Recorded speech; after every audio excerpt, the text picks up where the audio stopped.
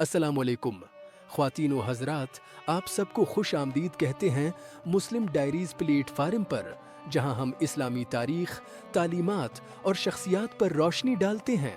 आज की निशस्त में हम एक ऐसे हैं नबी की ज़िंदगी और उनकी जदोजहद पर बात करेंगे जिन्हें अल्लाह ताली ने एक जालिम सरकश और गुरूर में मुब्तला कौम की रहनुमाई के लिए मुंतखब किया।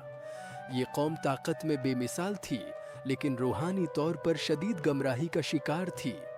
जी हाँ, हम बात कर रहे हैं हज़रत हूद अलैहिस्सलाम की, जो कौम आद के लिए नबी बनाकर भेजे गए। उनकी ज़िंदगी और हम बात कर रहे हैं हज़रत हूद अलैहिस्सलाम की, जो कौम आद के लिए नबी बनाकर भेजे गए। उनकी ज़िंदगी और जदोजहद कुरान पाक में कई जगह बयान हुई है, जो हमें ईमान, सब्र और इस्तिकामत का सबक देती है।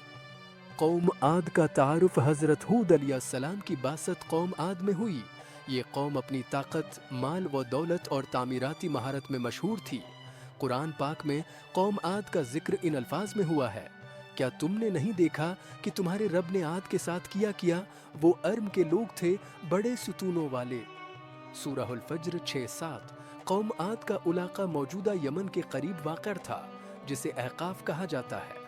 ये लोग बड़े महल्लात और मजबूत किले बनाते थे और अपनी ताकत पर फख्र करते थे, लेकिन बदक़िस्मती से ये कौम अपनी दौलत और ताकत को अल्लाह की नामत के तौर पर तस्लीम करने के बजाय गुरूर और बदप्रस्ती में मुब्तला हो गई। ये लोग बत्तों की इबादत करते थे और अल्लाह के अहकाम को झटलाते थे। हज़रत हूद अलैहिस्सलाम की बासत का मकसद उन्हें तौहीद की तरफ वापस लाना था। हज़रत हूद की बासत और दावत, अल्लाह ताली ने हज़रत हूद अलैहिस्सलाम को नबी बनाकर कौम आद की रहनुमाई के लिए भेजा। उन्होंने अपनी कौम को तौहीद की दावत दी और कहा, ऐ मेरी कौम, अल्लाह की इबादत करो, उसके सिवा तुम्हारा कोई माबूद नहीं। सूरा हूद 50। हज़रत हूद अलैहिस्सलाम ने निहायत शफ़क़त और मोहब्बत से कौम को अल्लाह की नामतें याद दिलाएं। वो ज़रख़ीज़ ज़मीनें जिन पर वो खेती बाड़ी करते थे, वो मजबूत क़िले जो उनकी ताकत का मज़हर थे, और वो कुदरती वसाइल जिन्हें अल्लाह ने उनके लिए पैदा किया था। उन्होंने अपनी कौम से कहा कि उन नामतों का शुक्र अदा करो और अल्लाह की तरफ रुजुआ करो, वरना तुम पर अल्लाह का अजाब नाजिल होगा। कौम की सरकशी और अनबिया की मुखालफत कौम आद ने हज़रत हूद अलैहिस्सलाम की बातों को झटलाया और कहा, क्या तुम हमें हमारे माबूदों की इबादत से रोकना चाहते हो? हम तुम्हें छोटा समझते हैं। सूरह अल-अराफ 87।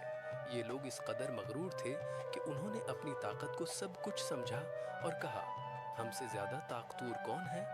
सूरह फसलत 15।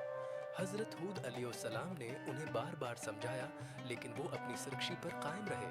उनका कहना था कि अगर अल्लाह का अजाब वाकई हकीकत है तो उसे लेकर आओ, हम देखेंगे। अल्लाह का अजाब और कौम आद की तबाही। अल्लाह ताली ने हज़रत हूद अलैहिस्सलाम की दुआ कबूल की और कौम आद पर कहत नाजिल किया। बारिश रुक गई, खेतियां सूख गईं और जिंदगी मुश्किल हो गई। उस पर भी कौम आद ने तौबा नहीं की, बल्कि अल्टा हज़रत हूद अलैहिस्सलाम को झूठा और बदख्वाह कहने लगे। उसके बाद अल्लाह ने उन पर एक सख्त आंधी भेजी, जो 7 रातें और 8 दिन मुसलसल चलती रही। ये आंधी इतनी शदीद थी कि उनके मजबूत महल्लात और किले मिट्टी का ढेर बन गए। कुरान पाक में अरशाद है, हमने उन पर एक सख्त और सर्द आंधी भेजी जो हर चीज को तबाह करके रख देती थी। सूरह अल-हक़ 7।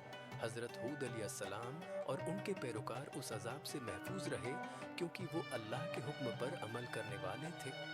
हज़रत हूद की मिरास और सबक। हज़रत हूद अलैहिस्सलाम की ज़िंदगी और उनकी जदोजहद हमें बहुत से सबक देती है। अल्लाह पर भरोसा। मुश्किलात में भी हक की बात कहना ज़रूरी है। तौहीद की अहमियत। ताकत, दौलत और गुरूर इंसान को तबाह कर देता है, लेकिन अल्लाह की इबादत इंसान को कामयाब बनाती है। सब्र और इस्तिकामत। अनबिया की ज़िंदगी हमें ये सिखाती है कि हक़ का रास्ता मुश्किल ज़रूर है, लेकिन ये रास्ता अल्लाह की रज़ा की तरफ ले जाता है। दुआ और पैगाम। ख़वातीन व हज़रात, हज़रत हूद अलैहिस्सलाम की कहानी एक याद दहानी है कि अल्लाह की नाफरमानी तबाही का सबब बनती है, जबकि अल्लाह की इताअत कामयाबी की ज़मानत है। अल्लाह हमें अनबिया के नक्श कदम पर चलने की तौफ़ीक़ अता फ़रमाए। आमीन। اگر آپ کو یہ ویڈیو پسند آئی ہو تو اسے لائک کریں، شیئر کریں اور مسلم ڈائریز پلیٹ فارم کو سبسکرائب کریں۔ اگلی نشست میں پھر ملاقات ہوگی، تب تک کے لیے اللہ حافظ۔